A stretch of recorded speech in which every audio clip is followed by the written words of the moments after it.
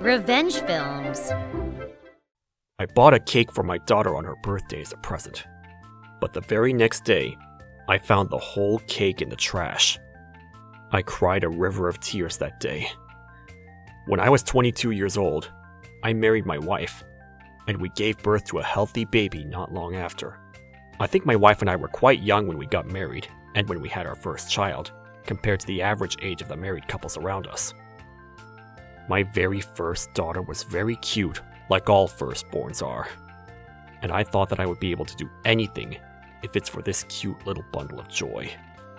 When I was 27 years old, my mother-in-law's health declined, so my wife and I, together with our daughter, Macy, decided to live with my parents-in-law. My work was going smoothly during that time, and my daughter grew kinder each day, so I didn't have to put a lot of effort into teaching her manners. But as the days passed, my father-in-law started meddling into how I live with my wife and daughter. That's why our fights about that have been increasing. At first, my wife used to be on my side, but she started agreeing with her father instead of being on my side, as if she was being brainwashed by him. My mother-in-law's health was deteriorating, so I agreed to live together with my parents-in-law out of concern for her. But I didn't understand why my father-in-law spoke so badly about me. I tried convincing my wife that our family stopped living together with her parents. However, she told me that we couldn't do that because her mother was ill. My father-in-law was very cold to me, even colder than a stranger. However, when it came to his daughter and granddaughter, we were always smiling, and he was very good to them, like he was the best father in the world. One day, my father-in-law and I had a huge fight about my daughter Macy's birthday. Macy's birthday that year was on a weekday. That's why I decided to go home early, so that I could celebrate her special day with her. However, my evil father-in-law brought the whole family except me out for lunch to celebrate his granddaughter's birthday. I had no idea about the lunch party because I was not informed, so I stopped by a cake shop on my way home to surprise Macy for her birthday. However, the moment I arrived home and after I handed the cake to my daughter, she said, "Grandpa bought me an even bigger and more delicious cake. Everyone was there to celebrate my birthday, but why weren't you there, Dad? You love your work more than you love me, right? I don't need this small cake. I don't need you too, Dad." Those shocking words came out of my daughter's mouth. I was super shocked by every single word, so I stood there dumbfounded for a moment. But then, my father-in-law rushed to Macy's side and looked at me. "You are such a cold father, aren't you? You wouldn't want a father like him, right, Macy?" I didn't loathe nor hate my father-in-law until that day. Of course, I carefully explained to my daughter what really happened. I told Macy that I wanted to celebrate her birthday properly, and I also explained to her that I brought home cake for her birthday. However, my daughter didn't bend, making me think that my father-in-law instilled something in her, because Macy didn't even make any effort to listen to what I was saying to her. That night, my daughter continued to ignore me, and my wife didn't even utter a word. That's why, that night, I immediately went to take a bath, and I went straight to bed after that, without eating anything for dinner. I could hear everyone's laughter coming from the living room. I was sad and miserable, and I couldn't stop the tears flowing from my eyes. Then, when I woke up the next morning, a shocking scene was waiting for me in the kitchen. The cake that I bought last night for Macy's birthday was thrown into the garbage can in the kitchen. What in the world did I do to deserve this? Why do I have to go through this? I was in so much pain that tears wouldn't stop flowing on my way to work. That day, my heart was in so much pain, even though I was supposed to work overtime. My colleague said to me, "You look pale. Are you alright? You don't seem to be fine. You should probably go home early today and get a good night's rest." I didn't want to go home, so every step I took felt like I had chains wrapped around my legs. Then, when I finally arrived home, what awaited me was the final blow. The moment I walked into the living room, my father-in-law showed me the certificate of divorce that my wife already signed. My father-in-law then said, "My daughter has finally seen your true colors, so you should get out of the house as soon as possible." That's what my father-in-law told me. Of course, the rest of the family members were in the living room too. My mother-in-law looked at me with a cold expression on her face, and my wife didn't even try to look me into my eyes, as if she was afraid of her father. And then, the most painful blow that I received that day was my daughter's reaction and words. Hurry up and get out of here! We don't need you in this household, because the only family I have are Mom and Grandma and Grandpa only. I don't need you, so pack up your things and leave. She spat those words at me, and then brought all the pretty dresses that I bought her, and continued, These are all garbage too, so I don't need them anymore. My daughter Macy said those hurtful words to my face. Standing beside Macy, my father-in-law was smirking. I could tell that he was happy from the bottom of his heart, that his scheme worked out perfectly, just as he had planned. I don't have any recollections of what specifically happened after that. All I can remember is that I was speechless while I packed all my stuff, and then I silently opened the front door and left. As I was leaving, I heard them say, Phew, I feel relieved that Dad finally left. "Alright! How about we have a barbecue party to celebrate?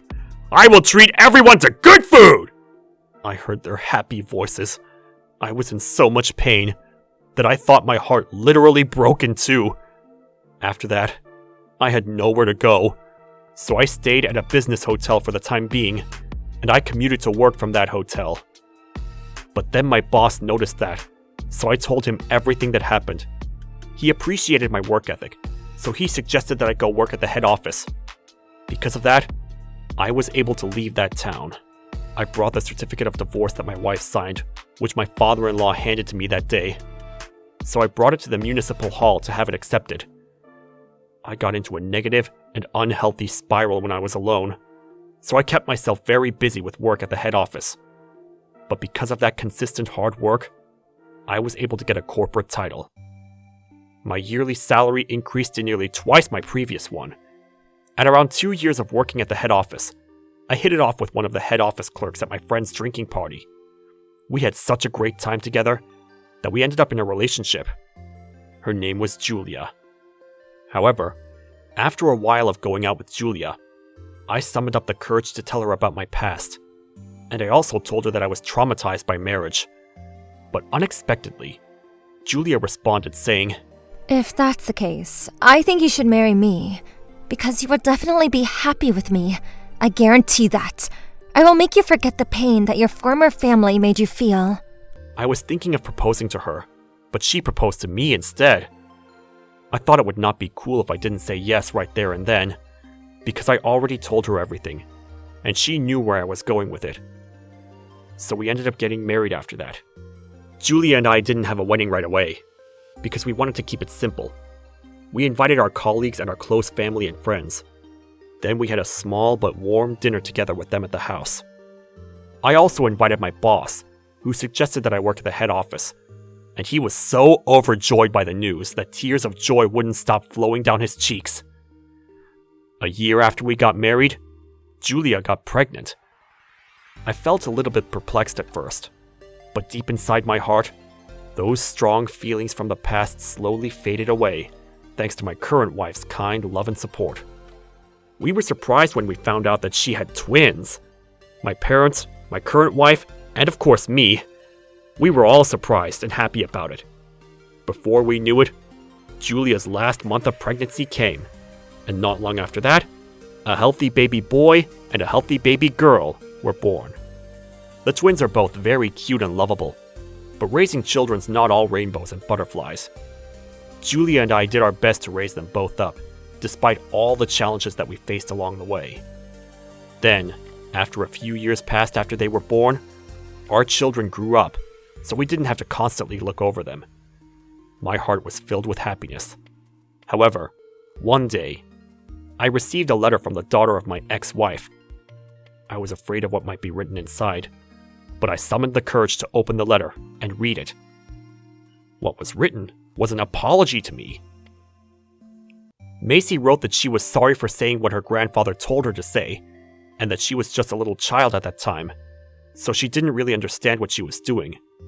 She also wrote that her grandfather had a traffic accident, and they're in financial difficulties because of the indemnity money that they have to pay for the accident. Macy also mentioned that her mother told her that she wanted to get back to me. Macy continued to write that because of the above mentioned, she wanted to get back together as a family and help pay their debt if possible. Frankly speaking, I didn't know how to feel about the letter that Macy sent me. Surprisingly, after reading that letter, I didn't feel anything at all. I didn't feel anger towards them, nor did I want to help them. I even thought that they got what they deserved because of how they kicked me out of the house. But look at how miserable they are now. I couldn't believe that they were so shameless to ask for my help when they coldly abandoned me when I needed them the most. As for the accident that my father-in-law got into, I could sympathize with the victim. But honestly, I wanted my father-in-law to go to hell. There was no way I would even think of paying off his debts.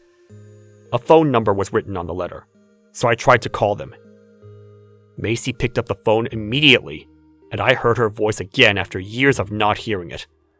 My ex-wife was standing beside her when she answered the phone, so I could hear their cheers of happiness celebrating me reaching out to them. I told Macy and her mother straight that I didn't have any intentions of helping them, and we were already divorced, so it was none of my business. And I also told them that I remarried, and I now have 2 cute children. I then continued that Macy is not part of my family anymore, and my ex-wife and I are complete strangers now. And I told them that they got everything they deserved. That's why I told them not to contact me ever again. I heard Macy crying over the phone, and my ex-wife shouted, How could you say such a cruel thing? "Who do you think you are to say that to me? You chose to listen to your father and kick me out of the house, remember? So take responsibility for your actions and take care of Macy. I am very happy right now with my new family," I told her, and then I hung up the phone. My ex-wife wasn't able to talk back to me, but I don't regret saying that to her at all. After that, I heard a rumor that the man died because of the accident that my father-in-law caused. So he ended up getting charged an enormous amount of money, so huge that it would be impossible to pay it off within his lifetime. But thinking how I got a taste of hell when he kicked me out of the house, there was no way I would feel sympathy towards him. I didn't plan to tell my current wife about the letter I received from Macy, so I ripped it to shreds and threw it in the trash bin. I hope to leave the past in the past and live the present moment to the fullest.